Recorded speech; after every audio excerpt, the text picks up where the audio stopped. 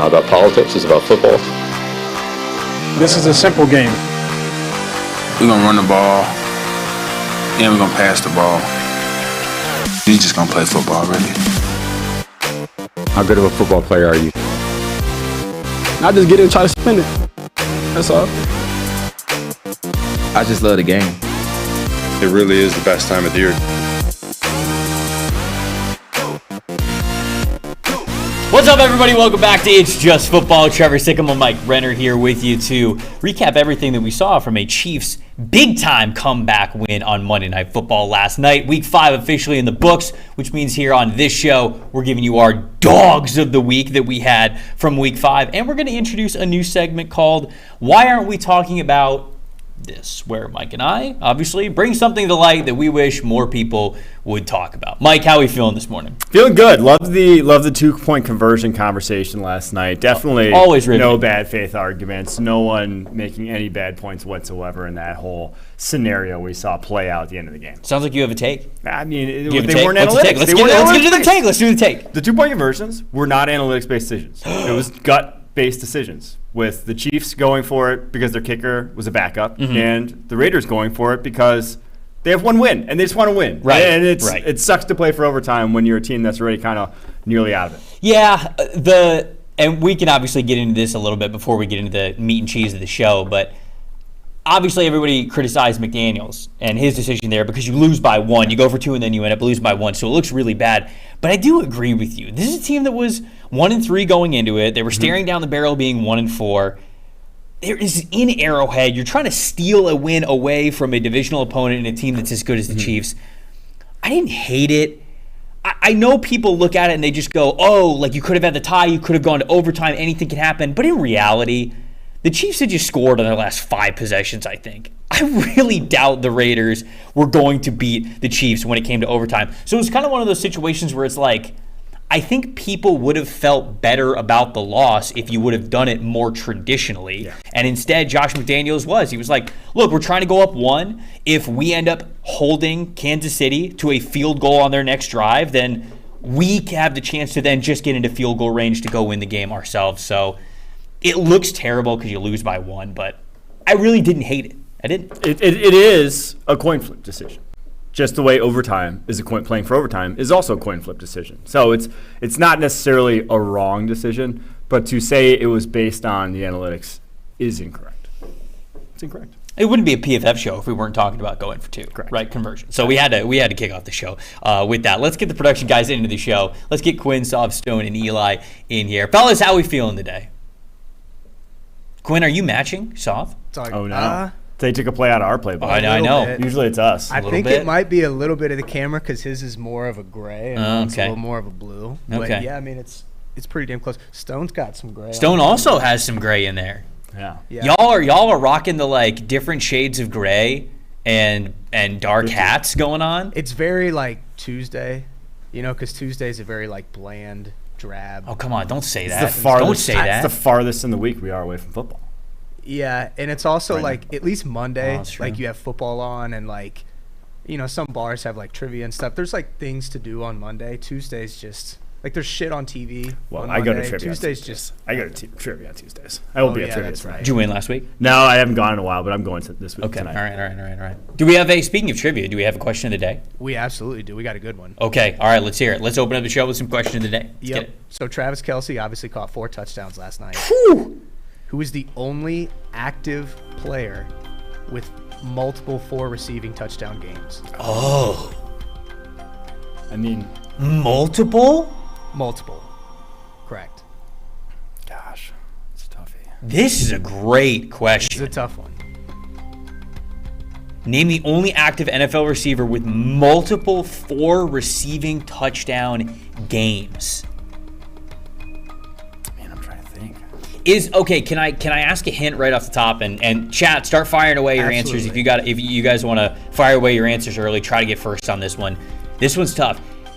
Is the answer obvious? Like, is it a receiver Like, is it who... Travis Kelce? Like, yeah. No, it is not Travis Kelce. Okay, good. It is not. It's a guy who's been around for a long time and had a pretty good NFL career. Okay. Made a lot of money, but I wouldn't necessarily say it is an obvious top answer? flight. Yeah, it's not like a Hall of Fame caliber receiver. 4.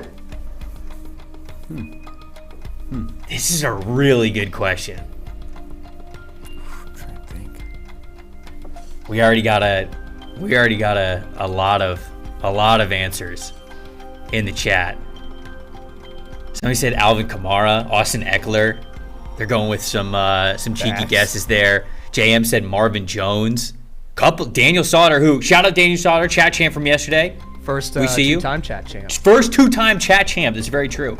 Daniel Sauter says Marvin Jones. So the chat champ's going with Marvin Jones. A couple votes for Tyreek Hill. Bonker said MT. I assume that means Michael Thomas. Got AJ Green guess. Couple of AJ Green guesses. I don't hate the AJ Green guess. Yeah, that one's not. Didn't AJ have at least one?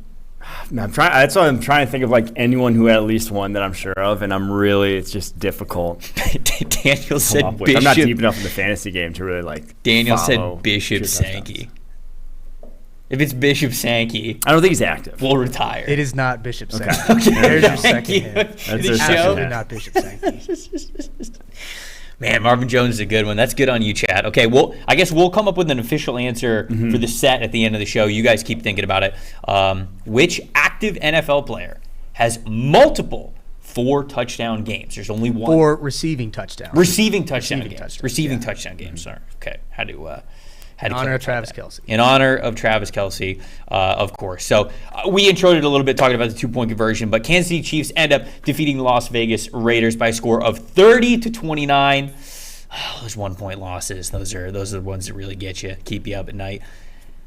Mike, there was something that happened after the game, immediately after the game, that definitely made the headlines. Which is we have one refresh of timeline, one thing that we wanted to show, and it was Davante Adams' reaction after the game. Wasn't great. Just gonna say, wasn't great. You see him walking off the field there, last play of the game. Leaves the field, the frustrations. Not great. This evening, Not great. over. Dude gets in his way, boom, doesn't even hesitate. That's not what you want to see. I go back and forth on this one because it looks bad. It is bad. It doesn't look good. It was not good. But at the same time, if you see the other angle, which we didn't have there, his head's down. Mm-hmm. He's walking to the tunnel.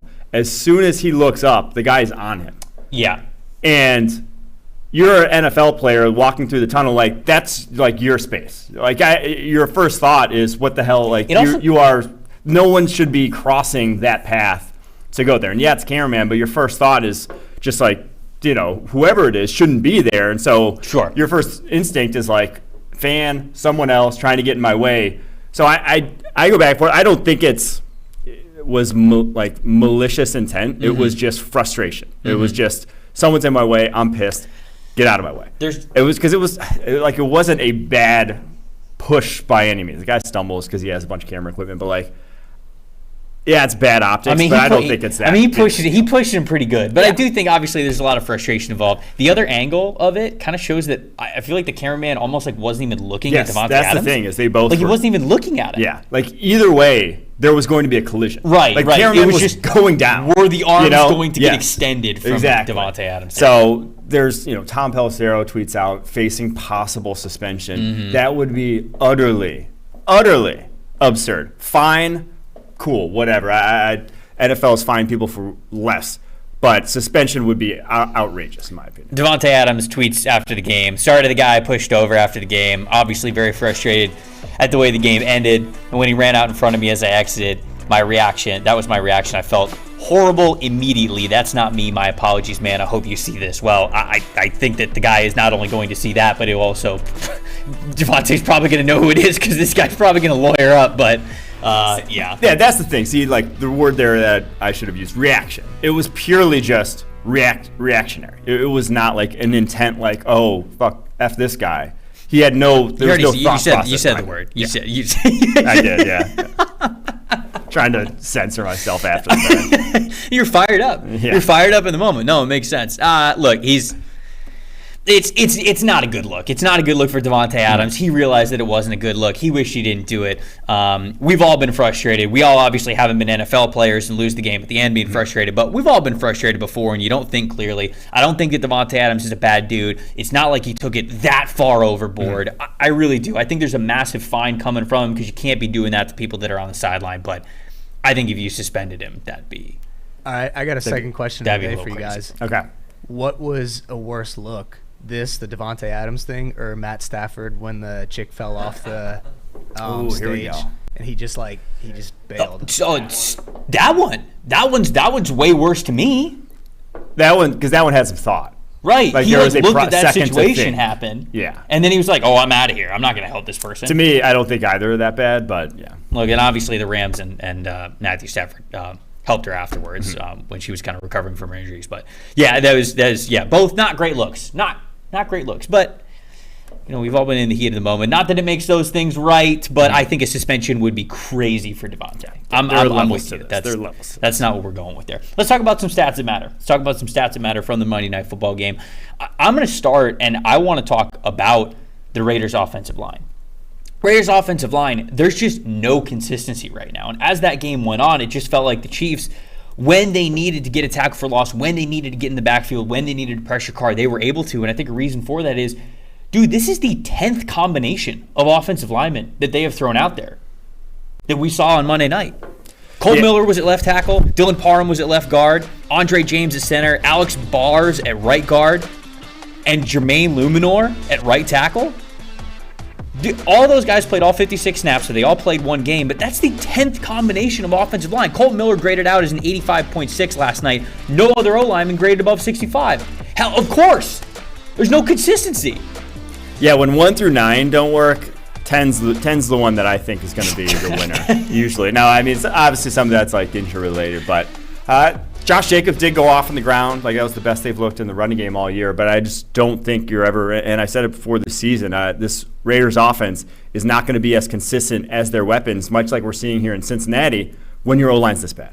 When you have to scheme around your O-line, you just cannot be consistently moving the ball down the football field in today's NFL because of the proliferation of these defenses putting caps on opposing offenses. Obviously, we saw the Raiders still get some big plays last night, but it's just difficult when whatever the game is, you realize that you're going to have 2 or 3 liabilities up front against the defensive line, whatever defensive line you're facing. That's just untenable. Yeah, you're not going to have that kind of success. You're not. There's a lot of reasons why I think the Raiders aren't having success, but certainly it starts up front with the lack of consistency you have there. What's the number one thing that we talk about when offensive linemen get injured? Well, of course, the individual talent, you're replacing them with a backup player, but also the consistency, the chemistry. Offensive line, it's a cohesive unit. It's all 5 guys working together. And when you're doing that, it doesn't even matter if it's the same guys out there. If you're switching their spots and their styles and how they're going to approach either playing inside or outside, whatever, there's just not going to be anything there. So I think that was a stat that definitely mattered to me. Another one that mattered has to deal with Davante Adams. Davante in the first quarter and the fourth quarter versus the 2 middle quarters, second and third, is drastically different. In the first and fourth quarters of that game, he had 5 targets, 2 catches, 106 yards, 2 touchdowns. Also had the crucial DPI, of course.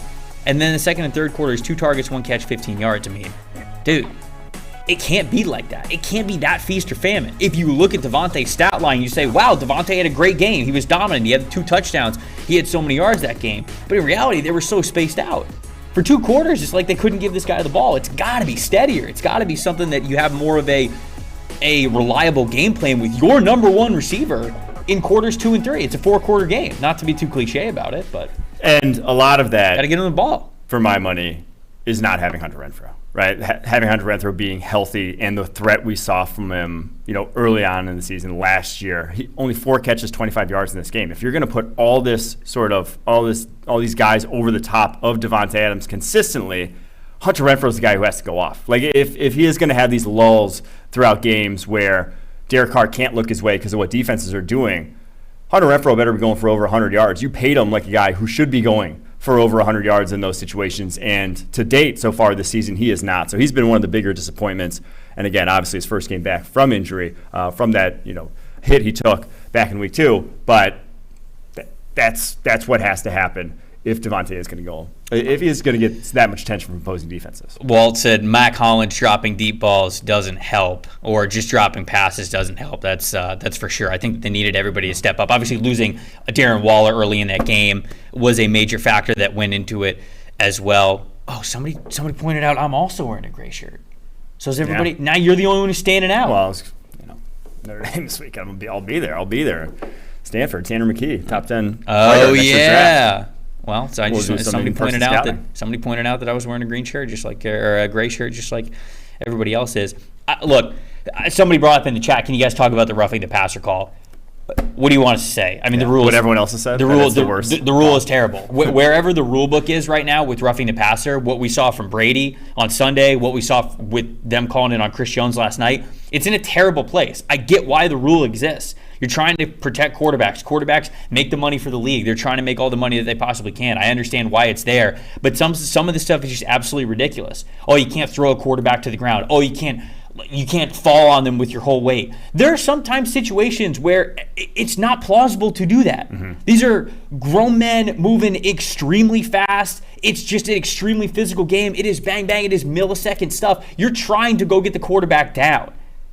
It's just, it blows my mind every time. And unfortunately, it's not surprising to me anymore. But the Chris Jones one, absolutely ridiculous. What do you want him to do? Oh, roll off of him. Okay, well, if you're thinking about that while you're going in for the sack, that might be the split second of time the quarterback needs to get the ball away or to avoid the sack. And then you're all of a sudden not letting guys play free and you're taking away from what the game actually is. It's terrible. Roughing the passer is in an awful place right now when it comes to the rule book. And they need to go back to the drawing board with the whole thing, starting from scratch and thinking about it with common sense. And especially, and I go back to that Bucs game over the weekend that had what I called the worst roughing the passer Great call. I agree. Great call. Go Bucs, baby. The betting aspect. With betting becoming such a integral part of broadcasts, obviously just the publicization of these games and it being so important, you cannot afford to have calls be that impactful. To either put points on the scoreboard, take points off the scoreboard, these sort of things. When refs have that kind of control over calls like that happen, and we saw it with the Mahomes take a hit that was identical to what Brady's did, not get flagged. When that's going to be the case week in and week out, when you're going to see hits that don't get flagged versus hits that do get flagged being identical, the NFL has a serious problem on its hands because refs are going to get accused of fixing games. And rightfully so, because of how much money is on the line in some of these games. Ready to get dogs of the week? Yeah. I don't want to talk about the refs anymore. I don't want to talk two-point conversions anymore. I instead want to go back to Sunday, Thursday, whatever it was, even maybe Monday night, and talk about everybody's favorite segment. Dogs of the week, baby. After it. He's a dog. Dog. He scored 5 touchdowns. Dog. He's a dog. He's a dog. He is a dog. Absolutely. I remembered it that time. Yeah. I remember that we had the beautiful Dogs of the Week promo there. Mike, I'll let you start it off, my man. Who is your first Dog of the Week? Let's kick it off with a guy who led all defenders in pressures in Week 5. It's impressive. Baron Browning may not have been the guy you guessed. Had with my lead up there in the intro. 92.3 pass rushing grade, as you see beautifully on the screen there. 10 pressures, most he's ever had in a single game. That's not too surprising because he just switched from off-ball linebacker to edge this season.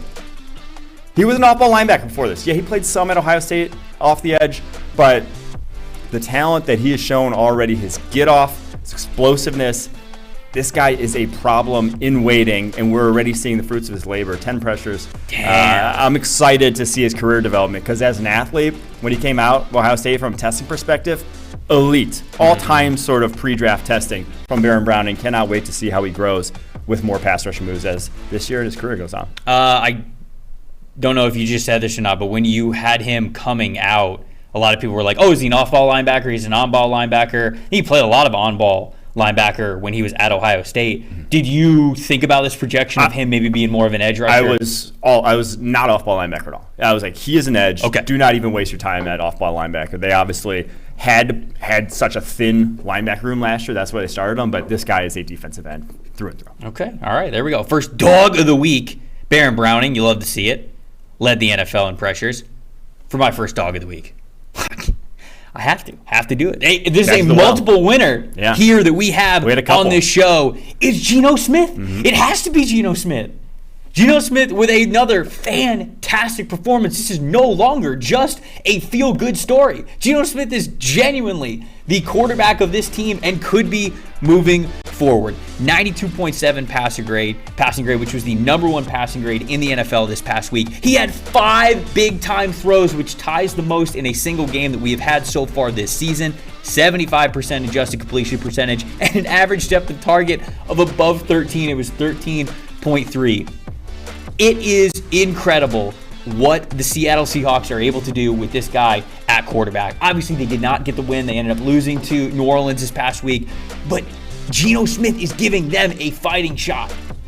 And because of that, and because of how well he played and how he put his team in a position to get a big-time road win, even though they didn't, he's got to be a dog of the week. Yeah, top 10 scoring offense for the Seattle Seahawks. No one said that coming in. No. You would have absolutely not taken, odds for top 10 versus bottom 10. Everyone and their mother would have said bottom 10. And it's because they're top 10 because of that guy right there, Geno Smith, playing lights out football. I'm very excited to see what the market looks like for him.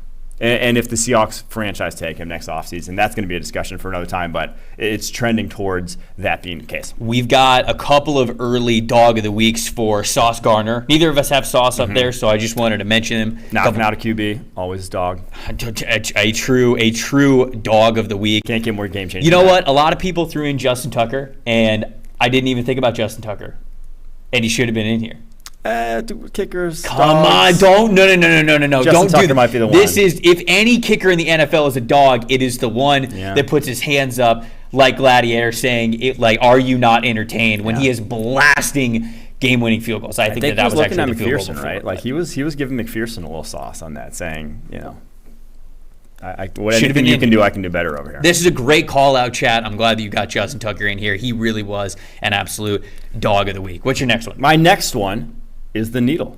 Minnesota Vikings cornerback, Cam Dantzler. No, you don't have a game-winning rip the way Cam Dantzler did and not make dog of the week. Took it away from Amir Smith-Marset for a game winner. But Bears are driving, minute 12 remaining in the fourth quarter, looking for the game-tying score. Cam Dantzler just takes it away. Straight up, not a forced fumble, not a fumble recovery. Just took it. Yeah. It just gave the ball was then in Amir Smith-Marset's hands, then it was in Cam Dantzler's hands. Not too much more you can do there from him. So Cam Dantzler, game winner. That's why you earned himself a dog of the week. I mean, that goes perfectly into my next guy. I'll just go right into it. Gabe Davis, the wide receiver from the Buffalo Bills. Not only did Gabe Davis absolutely go off this past week, 3 catches, one of the funniest stat lines that you're going to see, 3 catches, 171 yards, and 2 touchdowns. It's like a Randy Moss stat line. That's true. One of those touchdowns, I think it was the 62-yard pass, where he caught it deep, and Minkah Fitzpatrick had every right to that football. And I actually thought that Minkah was going to come away with the interception, and Gabe Davis said, no, I'm winning dog of the week, and rips it straight from Fitzpatrick. Fitzpatrick falls on the ground, and Gabe Davis is left standing in the end zone by himself. Not just for his performance, which you can see the numbers there, absolutely ridiculous. 28 average depth of target, 57 yards per route run. It was that one touchdown that truly gave him that dog of the week title for ripping that ball straight from Minkah and getting 6 points there. That is what being a dog of the week is all about. We've got some people saying Breece Hall. Breece Hall, a really nice game this past week for the New York Jets. Dorrance Armstrong. Yeah. People are shouting out Dorrance Armstrong, defensive lineman for the Dallas Cowboys. He had a really great game. It's not just Micah Parsons. It's not just DeMarcus Lawrence. I think that whole defensive line is playing very, very well. So Jamar said Jerick McKinnon, I feel like just from that one run, what was it like, 3rd and 23 or something crazy, and McKinnon ends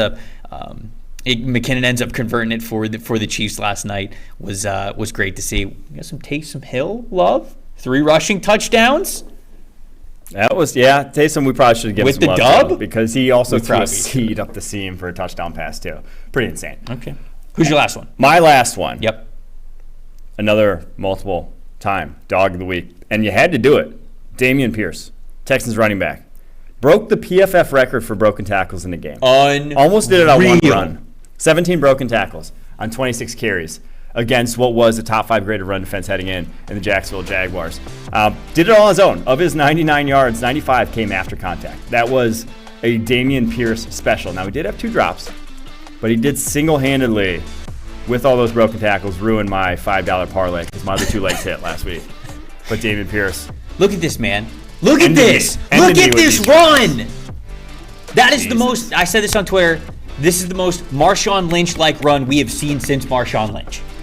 I hate comparing anybody to Marshawn Lynch because the things that man did to break tackles it felt like one of one, at least for his generation when he was playing. Nobody else was doing it like Marshawn Lynch was. Nobody else is doing that. For as great of running backs as we have in this league, Nick Chubb, Derrick Henry, Jonathan Taylor, all these guys, incredible running backs. The determination and anger that Dameon Pierce runs with as a rookie being in the NFL for the first time, that is the closest thing that we have seen to Marshawn Lynch since that B-Square. There is no more of a telltale sign of being a dog at the running back position than the one-legged hop with the defender carrying your other leg and just one-legged still being it's able. True. That's a telltale sign. If you can do that, if you're a running back that has a clip of that, there is a chance you are one of the best running backs in the NFL.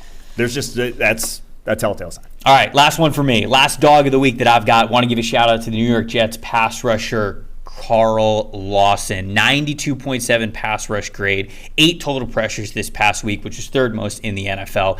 He had beaten his blocker 4 times, which was tied for the most. So that's an individual stat that doesn't just grade pressures, but how many times did you actually one-on-one beat the guy in front of you? He did that 4 times. That was tied for the most in the NFL this week, and an almost 40% pass rush win rate. Got a sack as well on this one. Now, Teron Armstead leaves the game with a toe injury, so that helped. He was going up against lesser competition there at left tackle. I think it was Braden Shell who was in there.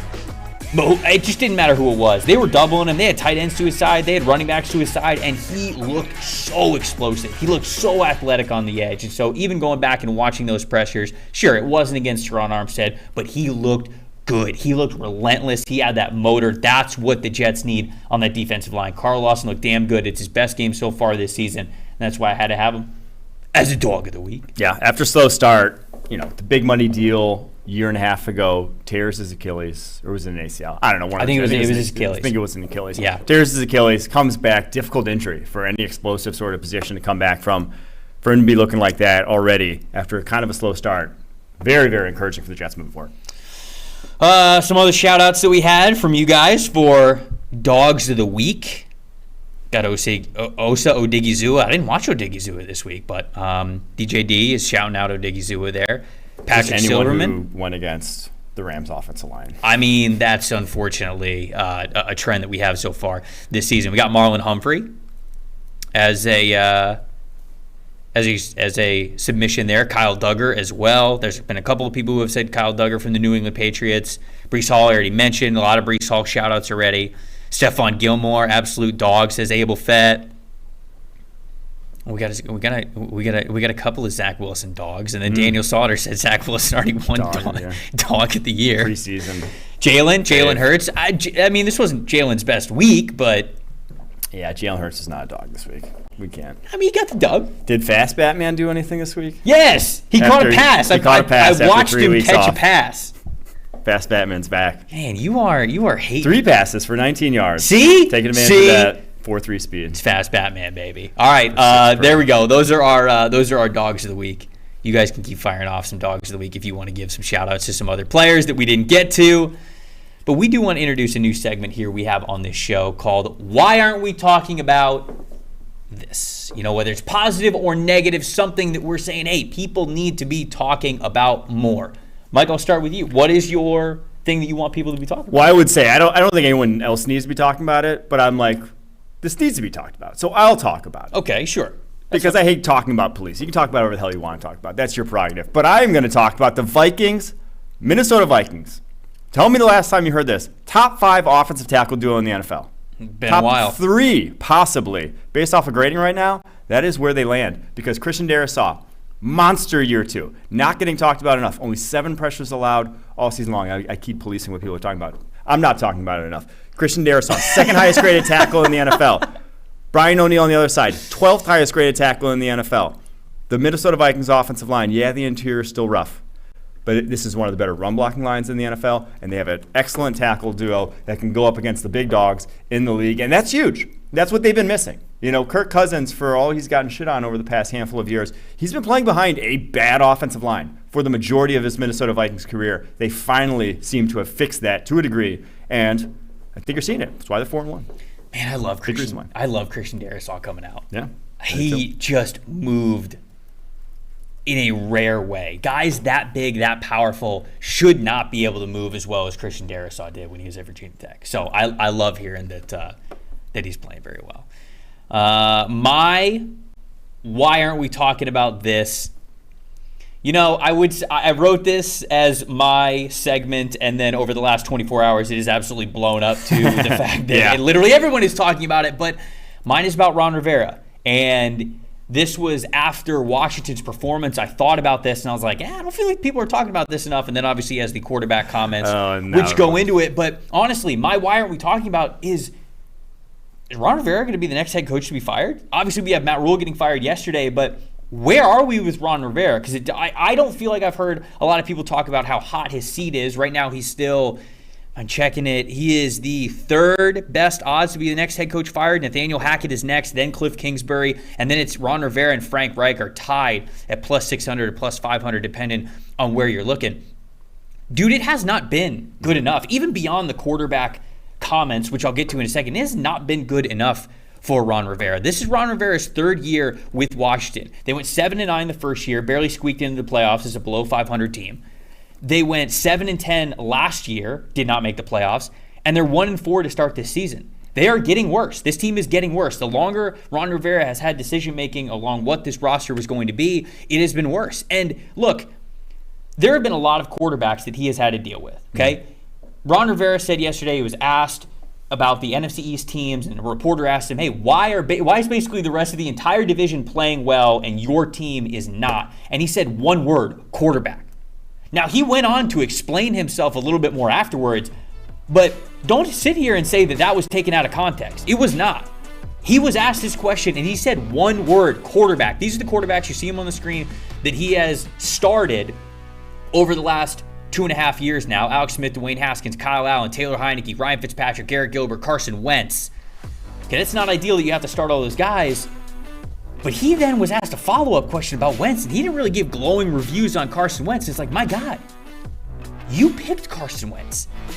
This is your grave that you have dug. Don't say quarterback. You've been here 2.5 years. I'm sure that they have tried to get a better quarterback than Carson Wentz in there, but you haven't. This is the path that you have laid down, and now you're walking it. Ryan Fowler works for the Draft Network. He tweeted this out. These are some of Rivera's moves that he's had over the last couple of years when it comes to building around a quarterback. He's drafted Samuel Cosmi. He signed Norwell. He signed Leno. He signed Turner. He's drafted Robinson and Gibson. Re-upped McKissick. Drafted Dotson, Brown, Milne. Signed Curtis Samuel. Signed Logan Thomas. Drafted Bates and Turner. Like, this is his roster at this point. How is Ron Rivera at the point where he is backing the bus over his quarterback? You chose this offense. This is your offense. That's the crazy part to me is I think we are getting off the rails with Washington right now, where when you make comments like that, Ron Rivera said this morning that he talked with Carson Wentz, he talked with the rest of the team.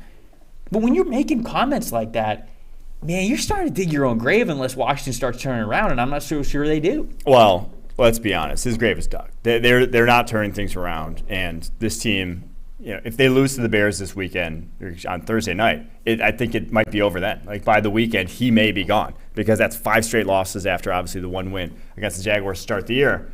But on one hand, he's not wrong. The quarterback position has been a mess, undeniably a mess. But on the other hand, it would fall more on waiting ears if his defense didn't suck. If they were not giving up over 25 points per game last year and 25 points per game this year. You're not winning. That's not winning football. No matter who's at the quarterback, when your defense is that bad. Mm-hmm. And oh, by the way, you're the defensive-minded head coach. This is your side of the football. Right. That is what you should have intact. If it would be a lot easier to accept that if that defense was playing at the level it did back in 2020 when it was a top 5 scoring defense in the NFL. If that was the case over the last 2 years and you're still losing games, we can admit, we can all say, yeah, The quarterback is the issue, but there are a lot more issues on this team than just that. That's how you end up 1-4, looking at another, what looks to be a last place finish. Yeah, I mean, if people are talking about how, like, obviously Chase isn't playing and he's their best defensive player, but Chase played last year. Chase was, I know he was hurt, but like Chase was in the lineup last year. This defense was supposed to be good outside of Chase. It's not like this defense is one player and then you're done. Sure, of course, like Chargers don't want to lose Joey Bosa, Commanders don't want to lose. How do I forget his name? Chase Young. Thank you. I was thinking that Chase was his last name. Like, what's his first name? His first name is Chase. You idiot. So, but it's not like you can sit here and go, "Oh, Ron Rivera doesn't have Chase Young." That's totally cool for the defense being the way it is. I don't know, man. I just don't think we're talking about this enough. I know that Ron Rivera is a very respected coach around the NFL. He had a lot of success when he was with Carolina. It's not working in Washington, and I don't know why people aren't talking more about him being the next head coach fired, because look, they play Thursday Night Football, they play against the Bears. You lose against the Bears, like you said, you're in trouble, man. You're in big trouble if you can't beat this Bears team. So I think we're going to learn a lot of questions about what Rivera's fate is in Washington this Thursday. So that's my thoughts. Have to agree that I don't know if he's the next, but I don't think he makes it through the season. Just because there's other guys out there we'll be discussing. I definitely agree. Oh, dude, we didn't even mention Travis Kelce as a dog of the week. Oh. My guy was literally the subject of the trivia question, and we should have shouted out Travis Kelce as a dog of the week. He deserves some dog. Yeah, love. He does. 4 TDs. He does. Yeah. Even though the Raiders didn't seem to want to cover him at all. Still, 4 TDs it feels like 4 TDs. So he is also a dog of the week. I'm surprised we didn't get yelled at in the chat for that, but yeah, here we are. All right, let's talk about some early bets. Let's look ahead to Week 6 in the NFL. You going to be picking Washington after all that? We're going to be Washington on your early lines there for Thursday Night Football? No, thank you. Okay. All right. What are some early bets? A little preview. I will probably have to put some money down to get myself to watch it, or else that one's going to be a slog. Yeah, but the PS5 or the Xbox button might get beefed at halftime for that one, but we'll see. What are some of your favorite early bets? I am going to go. Got 2 road, 1 fave, 1 dog. I like the Ravens. 1 fave, 1 dog. The Sounds Giants. Like a bad internet video. 5-point favorites. I think the Giants are getting a little high off the hog at the moment. Like, they're 4-1, yes, but they're still trotting out a receiving core that the Ravens should be able to overmatch. I do think last week was maybe an aberration in terms of what their offense is going to look like. The first time they scored over 20 points all season long. So I think the Ravens, at the very worst, shut down this offense. I'm not going to say they're going to score a ton of points in this Giants defense, but I think they win it going away. And then the Cowboys-Eagles, this Cowboys defense is just different, right? I think we saw that this Eagles offense is not completely a juggernaut last week, obviously against a Cardinals team that had looked pretty hapless on the defense side of the ball through the first 4 weeks. So I like the Cowboys to at least keep it close. 5 points is just a little too rich for me for a divisional matchup with the Cowboys defense, how they're built at the moment. I almost had that one on there. I think I wrote that at one point with the Cowboys getting 5, because I do like how their defense is playing. It's like, ooh, this is put up or shut up time, right? Mm-hmm. Cowboys defense versus the Eagles offensive line, but Eagles are a better football team, man. Well, the one to watch is Jordan Mailata, right? So he doesn't play this past week, hampered by an injury. If he's not healthy, if he's not a go, that's a definite Cowboys side, in my opinion, because they've feasted on lesser tackles, whoever it is, going up against them. It feels like a lot of points. 5 feels like a lot of points. So I almost had this one, but Philly's rolling, man. I'm not so sure I like that line. I'm not so sure I want to touch on this game. The 2 games I wrote down, we got the Seahawks traveling to Arizona. Seahawks are getting 3 points. Thank you. I will take this all day long. I do not have a lot of faith in the Cardinals. I don't care that it's in Arizona. I trust this Seahawks team to put up points more than I do the Cardinals. And I mean, the defense side of the football, I don't think really matters to me. I don't think the Cardinals are anything that the Seahawks should fear on defense. Seahawks have one of the best quarterbacks in the NFL right now in Geno Smith, the way he is playing. I'm going to bet on him getting 3 points even as a road team there, a divisional team that they know really well. Pete Carroll obviously knows Cliff Kingsbury and that team very well. He's been there a long time for that rivalry. So I'm going to take the Seahawks getting 3. Then I'm going to take the Bills. Ooh. I like the Bills, man. I think the Bills are a better team. I do. Might be eating my words here a week from now, but I think the Bills are the better team. I know it's in Arrowhead, but I think the Bills are winning by a field goal. The big injury to watch or injury return. Trent McDuffie could be back. He looked awesome week 1. Jalen Watson obviously has gotten cooked a little bit at times. He had the big pick 6 against the Chargers, but he's looked good at times too. But up and down. So not been consistent though in terms of his coverage ability. Whereas McDuffie, he looked consistent week 1. Getting him back against a guy like Stephon Diggs would be absolutely massive. I don't like to bet emotional too often, but let's face it. Every player will tell you, "Oh, just 1 week at a time. We're not looking ahead, not looking ahead to anything." Every single human being who has ever donned Buffalo Bills gear had this game circled in red the second it came out. Oh, yeah. The second the schedule came out. It's in Arrowhead.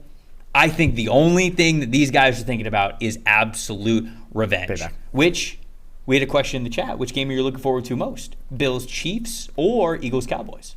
Bills Chiefs. Come on, let's get real. I think so too. But I mean, Mahomes versus Allen. Come on, we don't gotta get real. You tell me. Come on, we don't gotta get real. Cowboys Eagles is a good game. It's a good game. This was the best playoff game last year, though.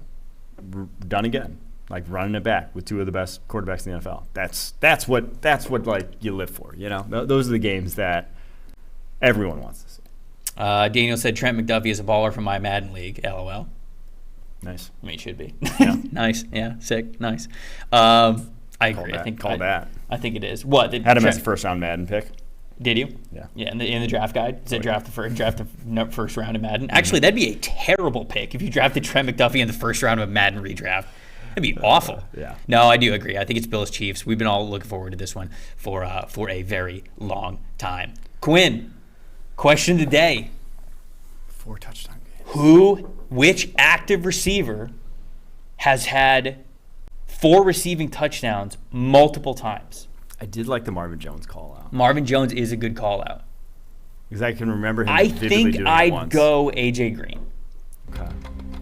But I do... Marvin Jones. Bengals room circa 2013 right now. We're pumping up. It might be Marvin Jones, man. I think it is Marvin Jones now that I'm thinking about it. I know he had one with like 5, right? With the Bengals. And it was like 5 catches for 5 touchdowns. And that's why Quinn would ask this question, because Quinn's a Bengals fan. Quinn would remember. But A.J. Green also makes sense. But then did he also have like a 5 with like the Lions? Marvin Jones? Yeah, I like Marvin Jones. I think he did. I'll go Marvin Jones. You want to go Marvin Jones? Yeah. I think I am more confident in Marvin Jones than I am A.J. Green. Plus he fits the bill of Quinn's description, which was made a lot of money over his career, not a Hall of Famer, played a long time, long career. So yeah, I like that. Okay, I think we're gonna go with Marvin Jones. I think we're going Marvin Jones. Fantastic deductive reasoning. It is Marvin Jones. Yeah, let's go! Yeah, nice. He had 4 against the Vikings in 2019, and then in 2013. I mean, obviously, who could forget? Yeah. That 49-9 shellacking of the New York Jets. That one, I think I graded that game. Is why I remember. I graded the Marvin Jones touchdown game. Yeah, he's only one of 3 people to ever do it. It's him, Jerry Rice, Sterling Sharp. Only 3 guys in NFL history with multiple 4 receiving touchdown games. Sterling didn't play that long. Sterling played like 6 years. That's wild.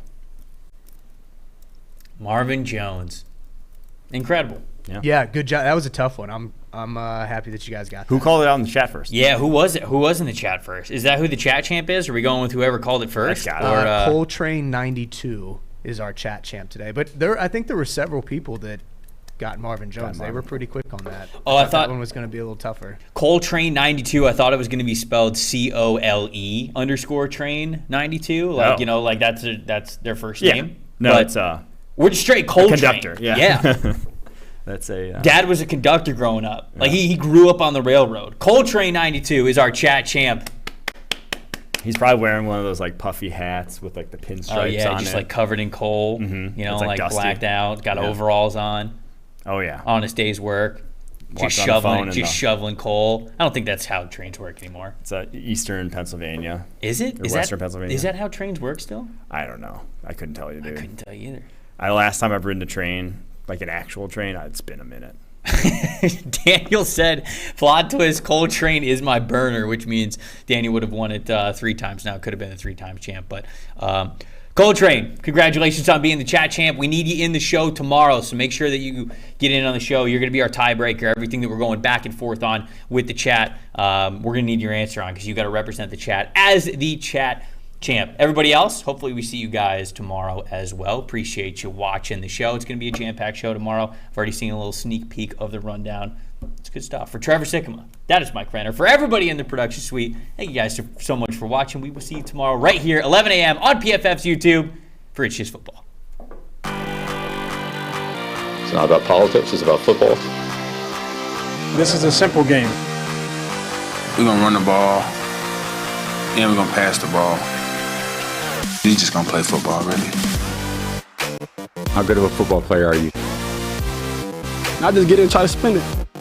That's all. I just love the game. It really is the best time of the year.